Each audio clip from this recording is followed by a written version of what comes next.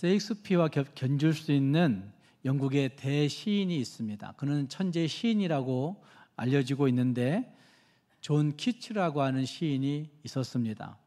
근데 그 존 키츠라고 하는 사람은 굉장히 많은 어려움들 가운데 살았습니다. 어릴 때 엄마가 알코올 중독이었습니다. 그래서 엄마가 아이를 잉태하여서 그때도 계속 술을 먹으니까 이 키츠는 태어나고 보니까 이미 태아성 알코올 증후군에 걸려 있는 겁니다.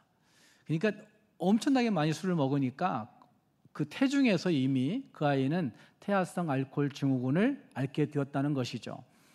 그리고 키치가 살아가는 가운데서 많은 어려움들을 겪게 되는데 엄마 아빠가 얘들을 정확하게 키울 수가 없으니까 그 아이들을 어떤 초등학교 기숙사에 있는 학교에 맡겨버렸습니다. 그리고 기숙사에서 아이들이 자라나니까 엄마 사랑, 아빠 사랑을 받지 못하고 자라남으로 말미암아 많은 결핍들을 갖게 되었던 것이죠. 그리고 그 아이가 초등학교 다니는 동안에 아빠가 기숙사에 면회를 온 거예요. 아이를 보러 왔다가 돌아가는 중에 낙마해서, 그때는 말을 타고 다녔던 데니까 낙마해서 아빠가 죽게 됩니다. 그래서 아이는 순식간에 진짜 그래도 제정신이 있는 아빠를 잃게 되었던 거죠. 그리고 그 엄마는 아빠의 장례를 치른 후에 2달 후에 다시 재혼을 합니다. 그러니 갈 곳이 없는 겁니다. 키치와 그 동생이. 그리고 남편의 장례식이 끝난 다음에 이렇게 엄마가 재혼을 하자마 이 키치와 동생들은 이제는 우리는 모두에게 버림받았구나, 모두가 나를 버렸구나 라고 생각하면서 그와 같은 생각을 갖게 되었다고 이야기합니다. 다행히 이 키치는 학교에서 좋은 친구가 생겼습니다. 그 초등학교의 교장 선생님의 아들을 만나게 됐는데 클라크라고 하는 아들이 이 키치의 좋은 친구가 되어서 계속 힘들고 어려울 때, 키치가 고민하고 어려워할 때 이 클라크는 그 키치에게 책을 읽으라고 책을 자꾸 소개해 주는 거예요. 아빠의 서재에 있는 또 도서관에 있는 책들을 소개해 주기 시작합니다. 그래서 키치는 책을 읽게 되었고 그 책을 통하여서 자기의 마음속에 있는 한스러움들을 이렇게 내려놓는, 위로하는 그런 일들을 감당하게 됩니다. 뿐만 아니라 클라크가 그 키치에게 이야기합니다. 너는 시를 좀 번역해 보라고 이렇게 얘기합니다. 라틴어로 기록된 그 시를, 긴 장편의 시를 영어로 번역하라고 미션을 줍니다. 그래서 초등학교 때 이 아이가 시를 번역하기 시작합니다. 시를 번역하기 시작하면서 아이는 시와 친숙하게, 글과 친숙하게 살게 됩니다. 그런데 그 후에 이 친구는 의사교육을 받게 됩니다. 그 당시는 의사교육을 도제교육으로 받았다고 합니다. 어느 좋은 의사 선생님 병원에 가서 그 선생님이 하는 모습들을 일일이 다 배우고 꼼꼼하게 체크하면서 도제교육을 받게 되는 것이죠. 그래서 의사가 되었는데도 불구하고 키치는 하나님 앞에서 그 일들을, 시를 놓지 아니하고 글을 쓰게 되는 일들을 감당했다고 이야기합니다. 그러는 가운데 엄마는 알코올 중독증이 너무 심해져서 결국은 알코올 때문에 35살의 나이로 세상을 떠나게 됩니다. 정말 고아가 되어버린 것입니다. 이렇게 되어진 키치가, 정말 고아로 남게 된 이 키치가 살 수 있었던 방법은 시를 쓰고 시를 번역하고 글을 읽는 가운데서 느끼는 위로가 있었기 때문에 살았다고 그는 고백합니다. 그래서 그는 훗날에 지금에 와서는 그 소극적 수용력이라고 하는 심리학적 용어를 만들어낸 사람이 되어집니다. 그러니까 우리의 삶 가운데서 저항할 수 없는 많은 어려움들이 생긴다 할지라도 그거를 잘 수용해내면, 적극적으로는 수용할 수 없겠죠. 그러나 소극적으로 수용해내다 보면, 순종하다 보면 그 모든 고난들을 이겨낼 수 있다라고 얘기하고 있는 소극적 수용력이라고 하는 심리학적 용어를 만들어내게 됩니다. 그러는 가운데 이 키치는 동생이 폐병에 걸려서, 결핵에 걸려서 그 동생을 간호하는 가운데 자기도 폐병에 걸리게 되었고, 그리고 폐병과 씨름하다가 25살의 나이로 세상을 떠나게 됩니다. 그리고 그 클라크에게, 친구에게 떠나가면서 내 묘비에는 이렇게 글을 적어달라고 요청합니다. 여기 물 위에 이름을 쓴 사람이 잠들다. 여기 물 위에 이름을 쓴 사람이 잠들다라고 묘비명을 써달라고 클라크에게 부탁합니다. 어쩌면 우리 인생이 그런 모습 아닙니까? 그냥 물 위에 이름 쓰듯이 흔적도 없이 사라지는 그런 모습이 우리의 인생이란 말씀이죠. 여러 가지 어려운 고난의 일들이 겪어지지만 그러나 결국은 물 위에 이름 쓰듯이 사라지는 것이 인생이다. 그런데도 불구하고 이 키치의 모습들은 지금 후세까지 그가 이야기한 소극적 수용력이라고 하는 그 단어는 많은 사람들에게 회자되어지고 적용되어지는 모습이 되어 있는 것이고, 또 키치가 남긴 그 시의 작품들은 후세의 많은 사람들에게도 읽혀지는 정말 역사적인 사람이 되어 있는 것을 볼 수가 있습니다. 우리 인생은 많은 갇힘의 상황들을 가지고, 한계 상황들을 가지고 이 땅을 살고 있습니다. 어쩌면 모두에게 큰 짐일 수도 있습니다. 어떤 사람에게는 부모가 짐일 수도 있고, 어떤 사람에게는 질병이 갇힘의 상황을 가지고 올 수도 있고, 어떤 사람에게는 물질이 가난이 우리에게 갇힘의 상황을 가져올 수도 있고, 어떤 사람에게는 관계가 갇힘의 상황을 가져오게 할 수도 있고, 어떤 사람에게는 다양한 압박들이, 핍박들이 갇힘의 상황을 가져올 수 있는 것입니다. 그럼에도 불구하고 대부분의 사람들은 그 갇힘의 상황들을 스스로 무엇인가에 해결해 보려고 애를 쓰는 모습들을 가지고 있는 것을 볼 수가 있습니다. 갇히게 되었을 때 자기 나름대로의 방식들을 가지고 그 갇힘의 상황들을 해결해 보려고 애를 쓴다는 말입니다. 존 키치는 글을 읽고 글을 쓰는 가운데서 자기가 가졌던 갇힘의 상황들을 잘 승화시켰던 인물인 것을 볼 수가 있습니다. 어쨌든 그런 갇힘의 상황들을 우리가 어떻게 지나갈 것인가 하는 것이 우리의 큰 과제라고 말할 수가 있을 겁니다. 2025년을 시작하고 있는 우리들에게도 참 많은 갇힘의 상황들이 있습니다. 내가 만든 것 아닌데도 불구하고 닥치는 국가적인 상황들, 세계적인 상황들, 그리고 사회적인 상황들이 우리를 갇히게 만들고 있는 것을 볼 수가 있습니다. 답답해 죽겠다고 아우성치는 사람들도 있습니다. 분노로 화를 표출해보는 사람들도 있는 것을 볼 수 있습니다.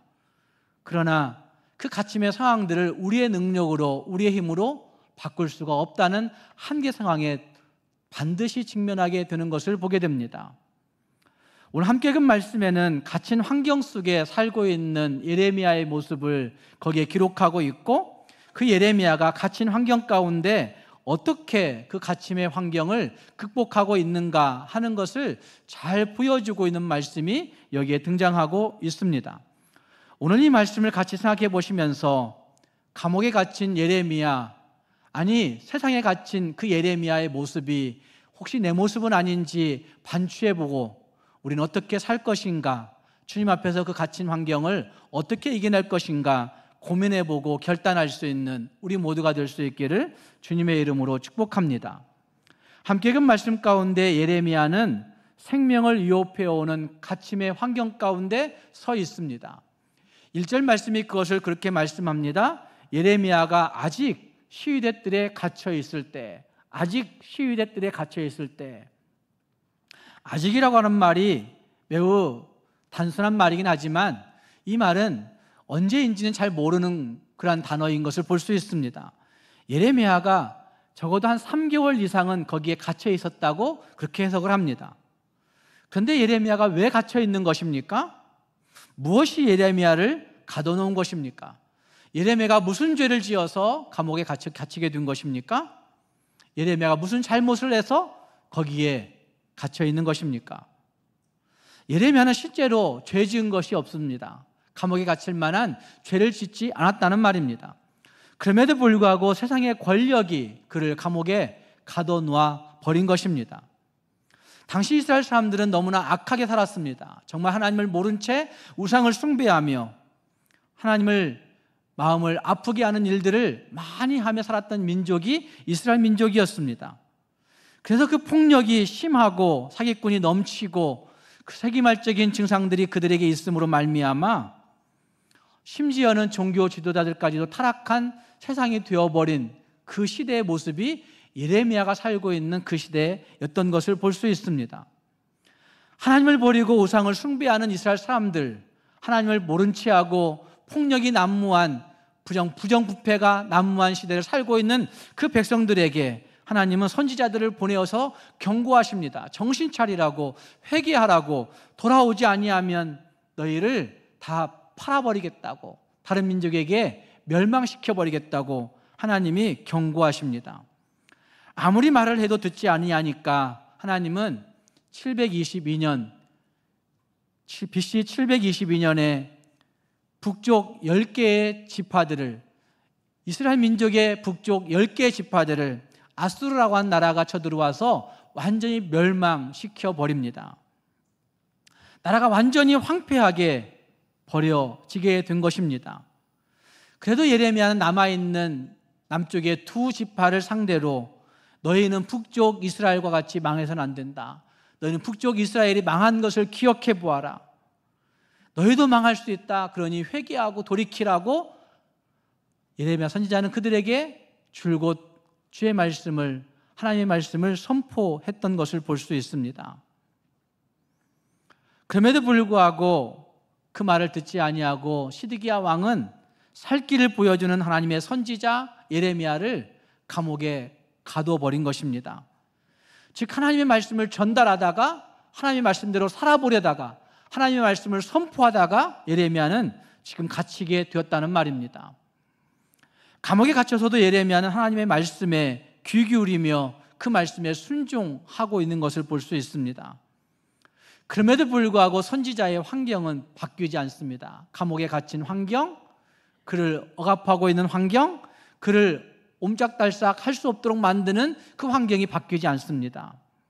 하나님의 말씀대로, 하나님의 뜻대로 살려고 애를 써보지만 안 되는 감옥이 있다는 사실을 보여주고 있다는 말입니다. 감옥이라고 하는 단어는 유쾌한 장소가 아닙니다.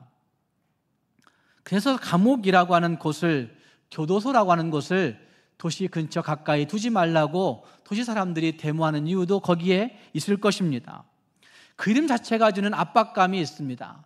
그 지역을 지나가면서 보는 탐장의 모습만 보아도 거기에서 짓눌리는 억압감이 있습니다. 어쩌면 그것만 보아도, 그것만 생각해 봐도 내 마음이 위축되는 그런 모습들이 거기에 있습니다. 감옥은 본래는 기본적으로 죄 지은 사람들이 가는 것입니다. 그런데 예레미야는 감옥에 갇힐 만한 죄를 짓지 않았습니다. 그렇기 때문에 그 마음 가운데 원통함이 있었을 것입니다. 하나님, 도대체 왜 나를 이 감옥에 가둬놓았느냐고. 적어도 조금 있다가 빼내주시지 않았는데 조금 있다가 빼내주시지도 아니하시고 3개월 넘게 나를 왜 이곳에 갇히게 하시느냐고 아마 답답한 마음이 그 마음 가운데 가득했을 것입니다. 2500년 전 예레미야가 겪었던 그 갇힌 환경의 모습들, 혹시 오늘 우리 시대에는 없는 것입니까? 아마 그 모습은 그때만 있는 모습은 아니었을 것입니다. 성경 시대를 살고 있는 많은 믿음의 선진들이 감옥에 갇힌 것과 같은 어려움들의 일들을 겪어가면서 살아왔었고, 어쩌면 교회 시대에 살았던 많은 교회의 사람들도 감옥 같은 그런 모습들 속에서, 갇힘받은 환경 속에서 환난받고 핍박받고 살아갔던 일들이 분명히 있었습니다.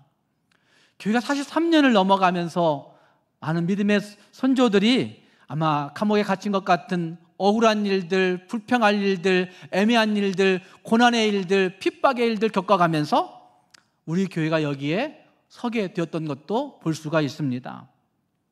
어쩌면 믿음의 선진들이 겪었던 일들이었고 오늘 저와 여러분이 겪고 있는 갇힌 것과 같은 상황들이 분명히 있을 수 있다는 말입니다. 또한 육체를 가두는 것은 감옥이라고 하는 공간, 감옥이라고 하는 장소에 국한된 것도 아닐 것입니다. 여러분, 무엇이 여러분을 갇히게 한다고 생각하십니까? 우리를 꼭꼭 꽁꽁 메어두는 감옥, 무엇이 우리를 거기에 꽁꽁 메어둔다고 생각하십니까? 어쩌면 현대에는 더 많은 사람들이 갇혀 살아가고 있는 모습들이 저는 있다고 생각합니다. 물질에 갇혀 살아가는 사람들이 있습니다. 돈이 우리의 육신을 갇히게 하고, 돈이 우리의 마음을 갇히게 하고, 돈이 우리의 영을 자유롭지 못하게 하는 일들이 얼마든지 있다는 말입니다. 권력에 갇히게 만드는 일들도 있습니다. 세상의 권력, 권세가 우리를 갇히게 만듭니다. 권력의 노예가 되어 살아간 사람들이 얼마나 많은지 모릅니다. 권세 잡아보려고, 권세 부려보려고, 권세를 가지고 사람들을 움직여보려고 하는 일들 얼마든지 있다는 말입니다. 세상의 정욕이, 세상의 욕심이 우리를 갇히게 만들 때 있는 것을 볼 수 있습니다. 하지만 세상의 욕심 가운데 빠지게 될 때, 탐욕이 빠지게 될 때, 많은 욕망이 나를 지배하게 될 때 우리는 내 모든 삶에 자유롭지 못한 일들이 너무나 많은 것을 보게 된다는 말입니다. 그리스도의 영을 가진 성도들도 육체에 갇힐 때가 있습니다. 예수의 영을 가지고 있지만, 예수의 영이 지배하지만, 그럼에도 불구하고 육체가 갇혀 있을 때, 육신적인 것들이 갇힌 바 된 환경 가운데 오래 거하게 될 때 우리는 그것을 슬퍼하고 괴로워하고 애타하고 힘들어하고, 왜 나에게 이런 일들이, 왜 나에게만 이런 일들이 생기느냐고 하소연하는 일들도 있는 것을 볼 수 있습니다. 그러다가 우리는 두려움과 불안이 엄습해오는 것을 막을 길이 없습니다. 육체가 갇힌 환경을 통해서 조금 더 지나가다 보면 이것이 언제 끝날지 알지 못하는 두려움이 우리를 지배하게 된다는 말입니다. 아마 예레미야도 그랬을 것입니다. 나는 잘못한 것이 없으니까 왕이 특별히 고관들이 들어가는 감옥에 가둬놓았는데 곧 얼마 되지 않아서 빼내줄 거야, 얼마 있지 않아서 풀려날 거야 라고 생각했을 것입니다. 그런데 3달이 가도 빼내주지 않는 겁니다. 그러니 얼마나 큰 두려움이 생겼겠습니까?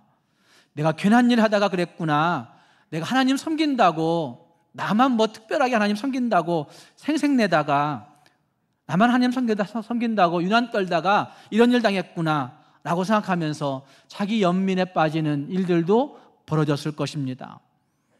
그러다가 영적으로 낙심하게 되는 거죠. 절망하게 되는 거죠.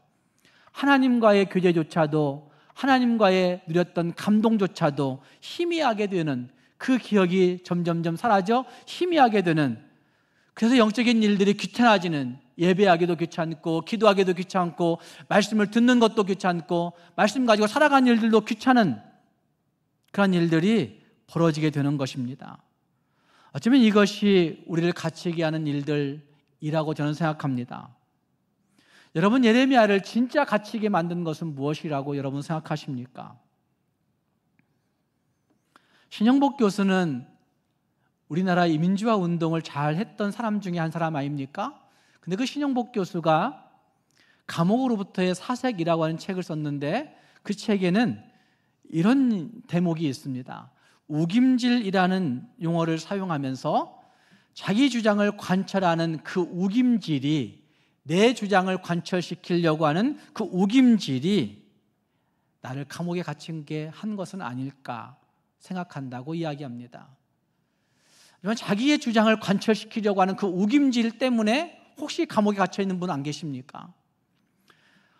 로이드 교수라는 사람이 있습니다. 이 사람은 스스로 갇히는 감옥에 관한 이야기를 썼습니다. 사람에게는 스스로 갇히는 6가지 감옥이 있다라고 그렇게 얘기하고 있는데, 그 스스로 갇히는 감옥 6가지를 들어보십시오. 첫 번째는 자기의 장점만을 보는 감옥 속에 갇혀 산다라고 얘기했습니다.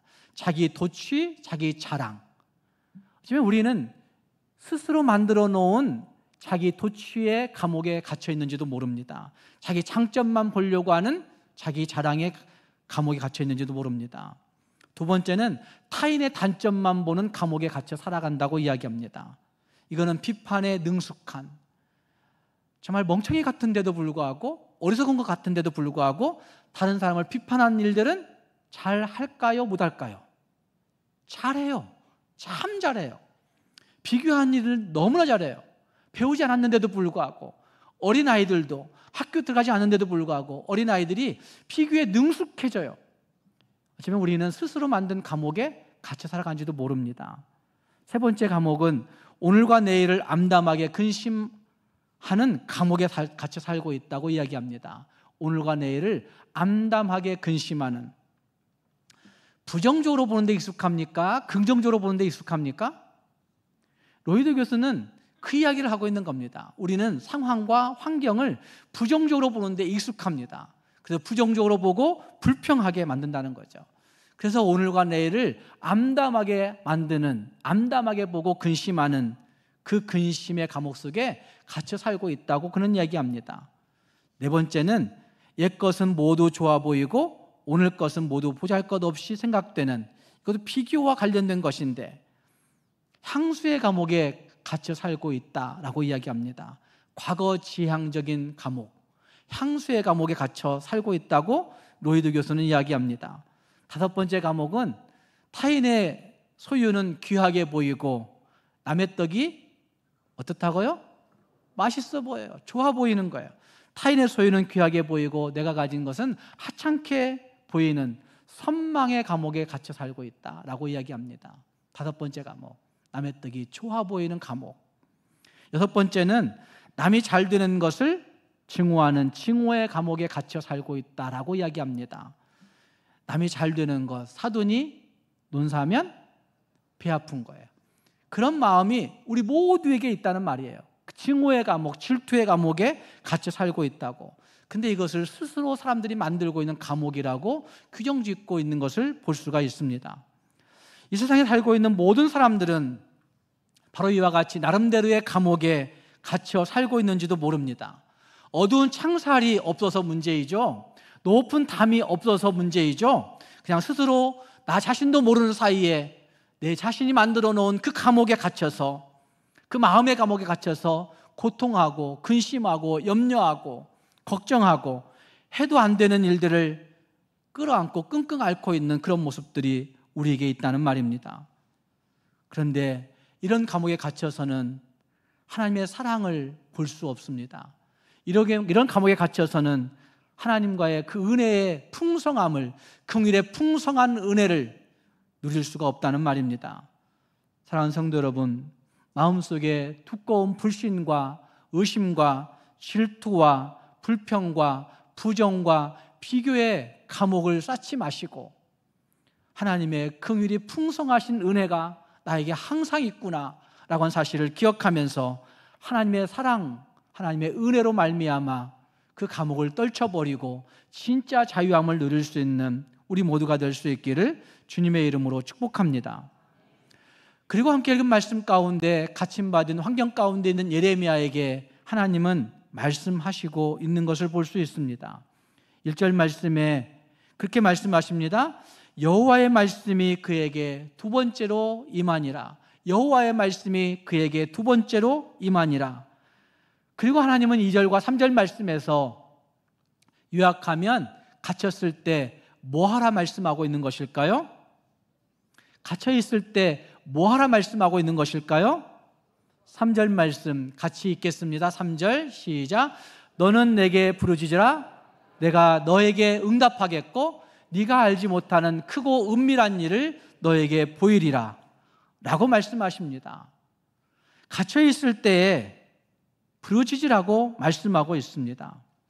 로이드 교수는 이렇게 얘기합니다. 스스로 갇히는 6가지 감옥에 갇혀 있는 인생들이 그 감옥의 자물쇠는 자만심이고 그 자물쇠를 열고 나올 수 있는 길은 하나님 앞에 기도하는 일밖에 없다고 이야기합니다.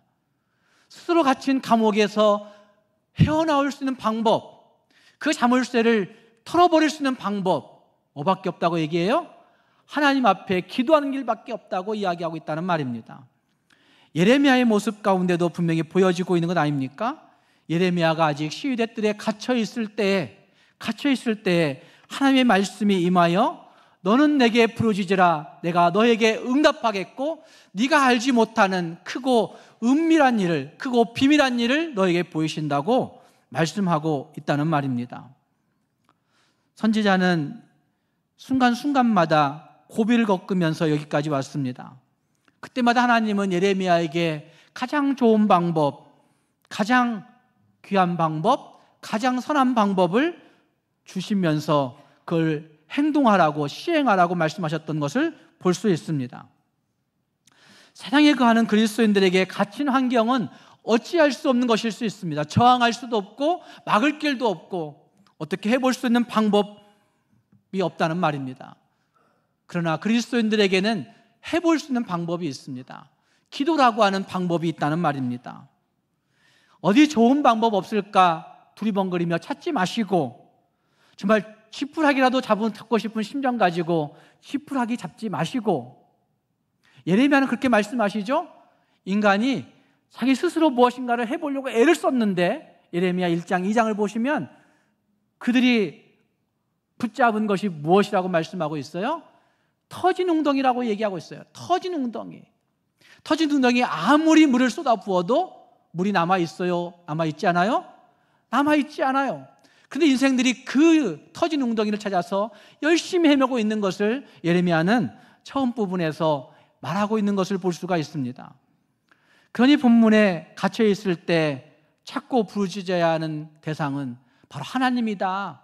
터지지 않은 웅덩이 하나님이라는 사실을 분명하게 말씀하고 있는 것입니다. 사랑하는 여러분, 누구를 찾고 누구를 향하여 누구에게 부르짖어야 된다고 생각하십니까? 한국의 통계 가운데 요즘 목사의 수가 줄어들어요. 신학하겠다는 사람이 없어요. 신학교 안 가려고 해요.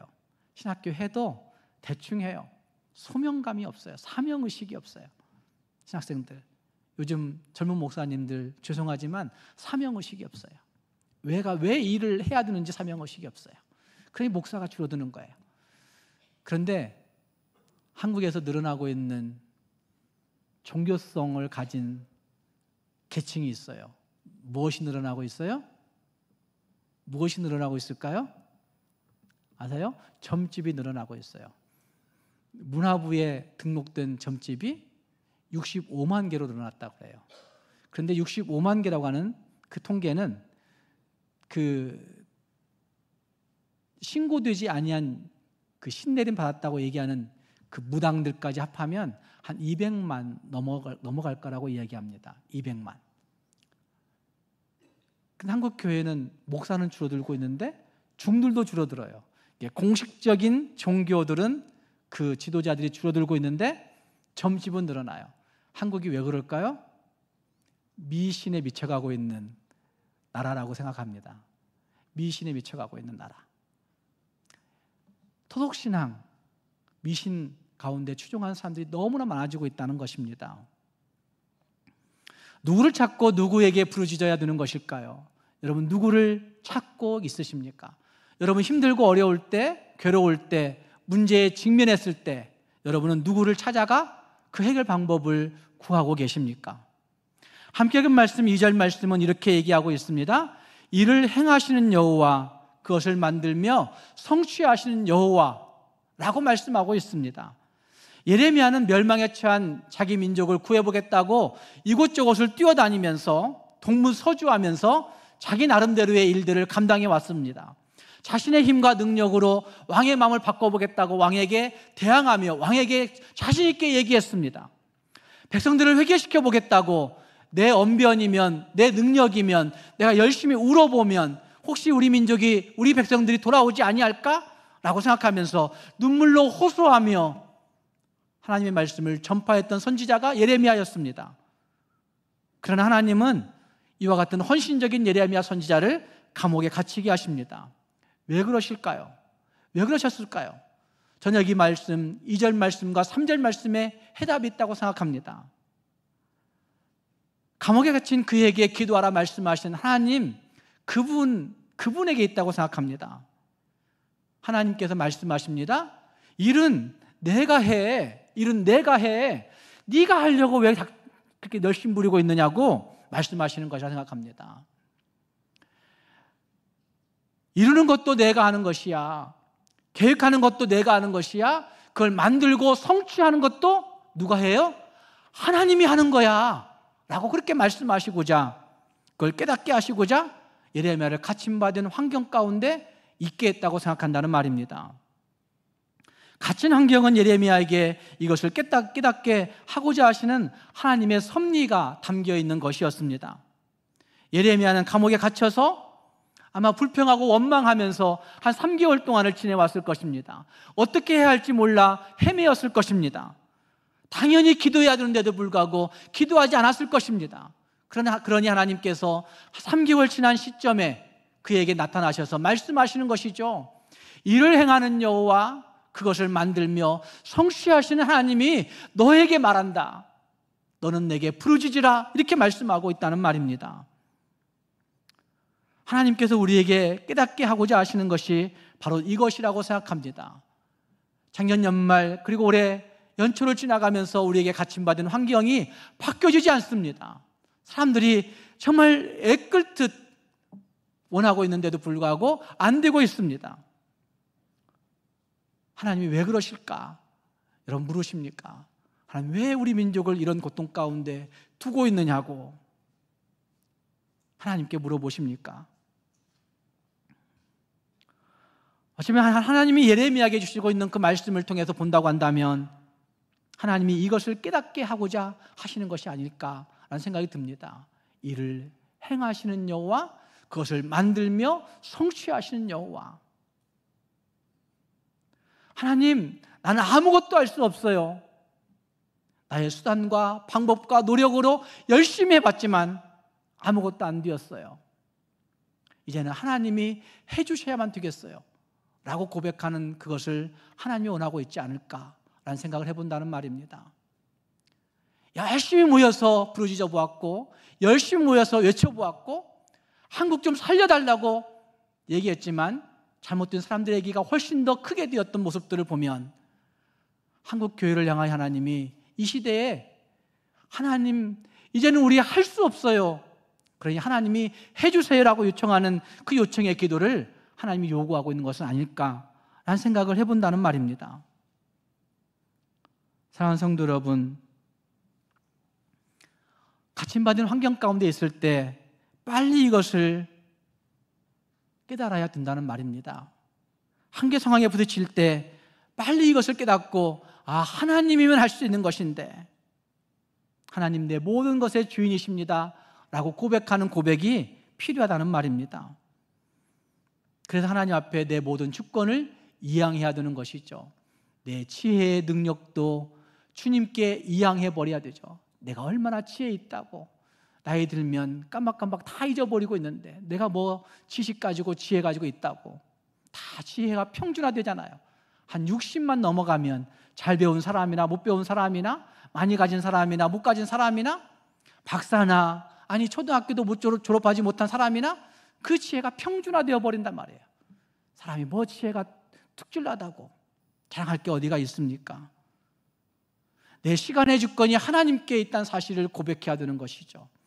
내 건강과 내 생명과 내 공간, 내 삶의 터전의 주권이 누구에게 있어요? 하나님께 있다는 사실을 고백해야 된다는 말씀이죠.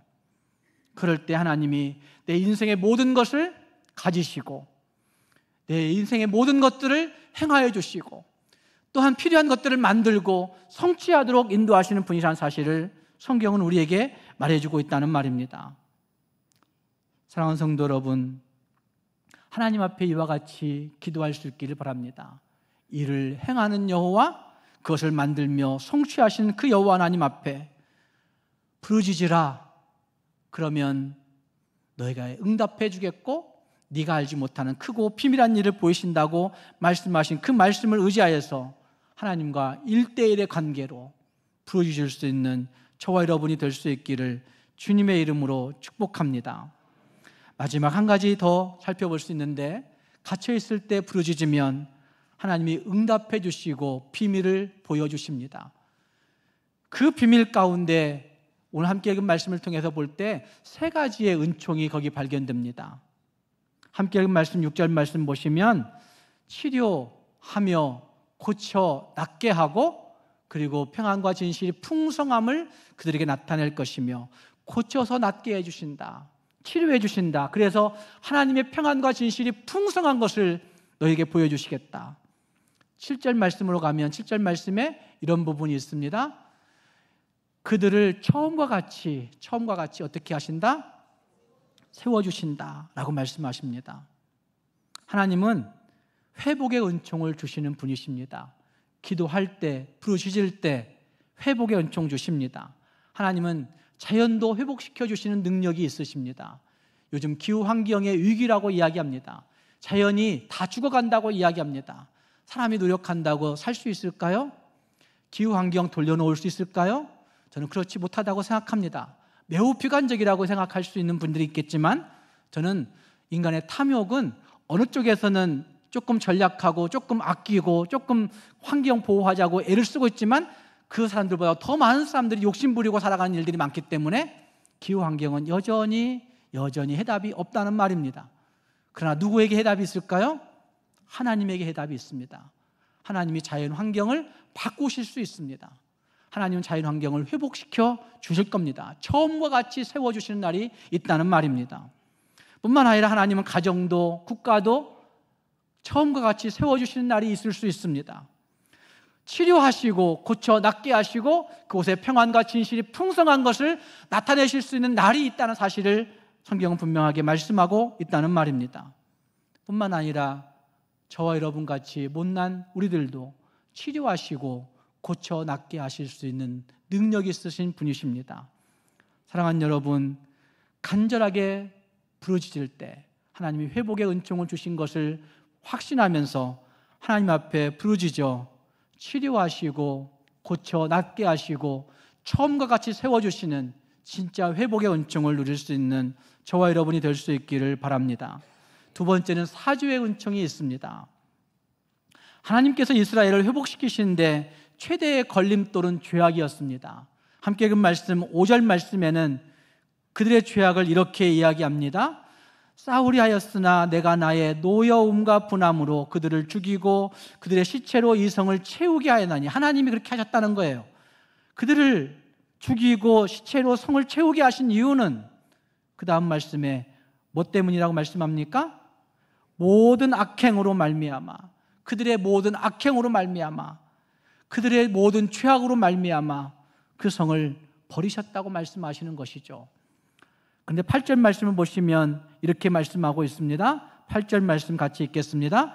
내가 그들을 내게 범한 그 모든 죄악에서 정하게 하며 그들이 내게 범하며 행한 모든 죄악을 사할 것이라. 사죄의 은총이 있다는 사실을 말씀하고 있는 것입니다. 죄로 인해 벌어진 일들에 해결할 힘이 없습니다. 우리의 탐욕으로 인하여 벌어진 일들에 대해서 우리는 해결할 능력이 있을 수 없습니다. 그러나 하나님이 그 죄를 사하시는 날에